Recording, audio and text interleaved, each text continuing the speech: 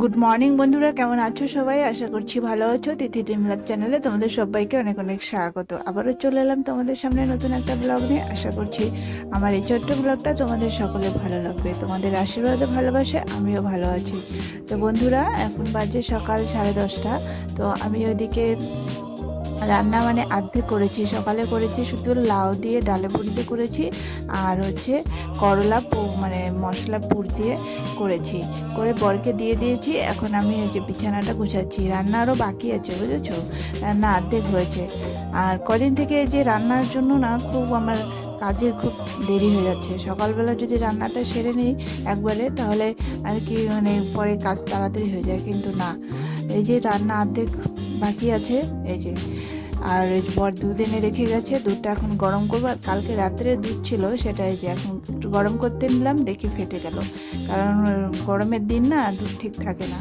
তো এই যে বর মাছ এনে দিয়ে গেছে, ইলিশ মাছ। এই মাছটা এখন সর্ষে বাটা দিয়ে করব। আর ওই যে দেখলে কচু, ইলিশ মাছের মাথা দিয়ে আজকে কচু করব। তো এই রান্নাগুলোর জন্য আর কি অনেকটা লেট হয়ে যায়, আর দুপুরে কাজ করতে অনেক দেরি হয়ে যায়। এই যে দেখছো বাইরের ওয়েদারটা দেখো, প্রচণ্ড হাওয়া, কিন্তু গরম কিন্তু কম নেই। তো এদিকে আমার মাছ ভাজা হয়ে গেছে। তো এদিকে কচুটা আমি বসিয়ে দিচ্ছি। এই যে কচুতে ফোড়ন দিয়েছি, পেঁয়াজ, রসুন, টমেটো, কাঁচা লঙ্কা, এগুলো ফোড়ন দিয়ে কচুটা বসিয়ে দেবো। ওইদিকে আজকে মার জন্য স্যুপ করবো না, কারণ আজকে হচ্ছে মঙ্গলবার। তো তার জন্য মঙ্গলবারে মারা নিরামিষ খায়, তো ওই জন্য স্যুপ করি না, দিয়ে আসি মাকে দিই না স্যুপ। তো এই যে কচুটা আমি বসিয়ে দিলাম। তো এই যে রান্না হয়ে গেছে আমার এদিকে। এই যে মাছ করেছি, আর হচ্ছে এই যে কচু না, সরি, এটা হচ্ছে চাল কুমড়া। আর এই যে কচু হয়ে গেছে, তো সব রান্না হয়ে গেছে।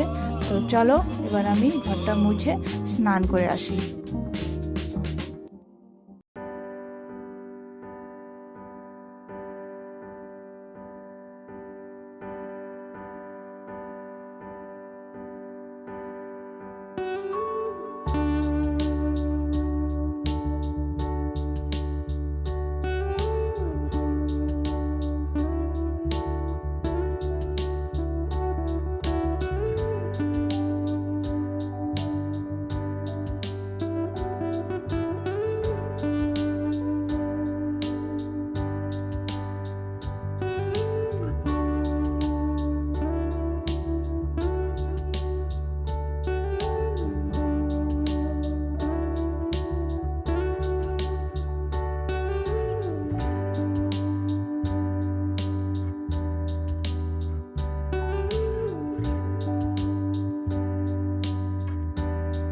এই যে বন্ধুরা, চলে এসেছি আমি পুজো দিতে।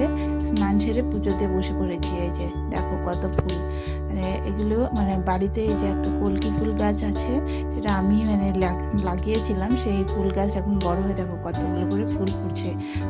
নিজের গাছে থেকে ফুল তুলে পুজো দেওয়ার আনন্দটাই আলাদা, জানো তো? আমার যে কি আনন্দ হয়। আর ফুলগুলো কতক্ষণে তুলে ঠাকুরকে দিব, সেটার জন্য খুব মনটা ছটফট করতে থাকে।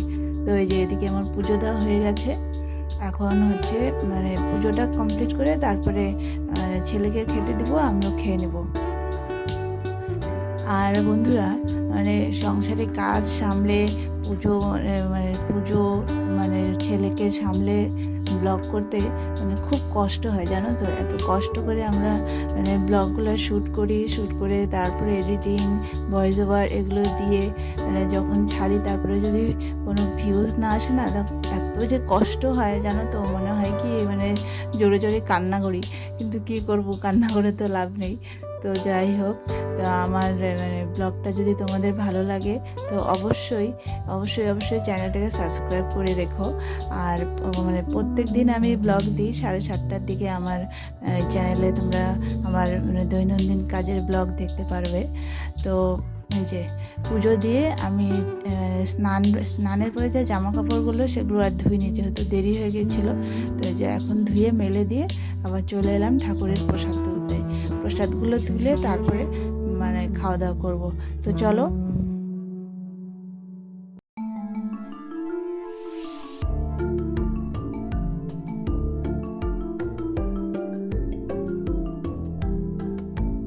এই যে এদিকে হয়ে গেছে আমার প্রসাদ তোলা, মানে সকালে এই যে সকাল মানে ঠাকুরের পর্দাগুলো না সকালে ধুয়ে দিয়েছিলাম, তো শুকিয়ে গিয়েছিল, তুলে এনে রেখেছিলাম, তারপরে এখন এগুলো লাগিয়ে দিচ্ছি। এই পর্দাগুলো না কী হয় বলো তো, এখন ধুলোর দিন না প্রচণ্ড ধুলো, তো ধুলোতে একদম মানে ধুলো ধুলো হয়ে যায়, তো কিছুদিন পর পরে পর্দাগুলো ধুতে হয়। আর যেহেতু এক সাইডই পর্দা, তো মানে খুলে ধুয়ে তারপরে ওই দিনই আবার না লাগালে ঠাকুরটা আবার এরকম খোলা থাকে যাবে রাত্রেবেলা, তো ওই জন্য আমি সকাল সকালে ধুয়ে দিয়েছিলাম। তো শুকিয়ে গেছে, এখন এগুলো লাগিয়ে নিচ্ছি। তো চলো।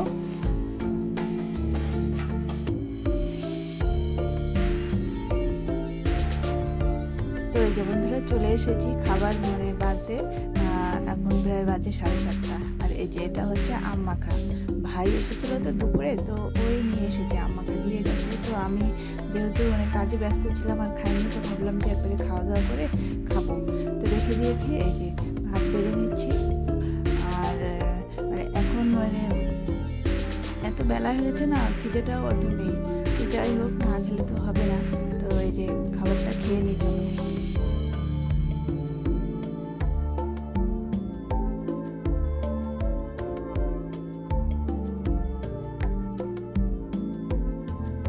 তো এই যে বন্ধুরা এখন বাজে সন্ধ্যা 7টা। তো আমি পুজো মানে সরি পুজো না, সন্ধ্যা দিলাম, সন্ধ্যা দিয়ে ঠাকুরকে শয়ন দিয়ে দেব।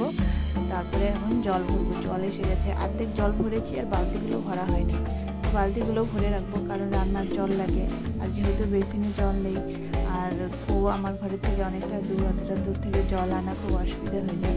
তো এই যে বালতিটা আমি বসিয়ে রেখেছিলাম, এটা ভরে গেছে, এখন এটা রেখে তারপরে ওই বালতিটাও ভরে রাখবো। দুটো বালতিতে 2 বালতি জল হলে রাত্রে হয়ে যাবে, আর মানে মানে কুয়োর পাড়ে আর যেতে হবে না। তো চলো।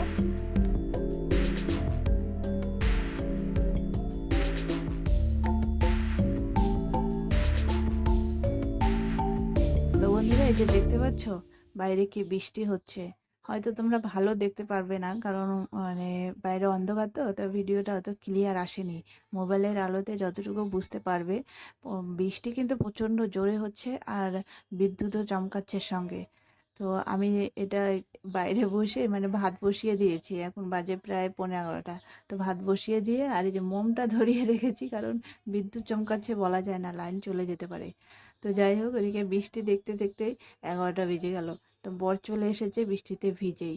তো ওদিকে ছেলেকে আমি আগেই খেতে দিয়েছিলাম, ছেলের খাওয়া হয়ে গেছে। তো এখন এই যে আমাদের জন্য খাবার বেড়ে নিলাম। তো এখন খাওয়া দাওয়া করব।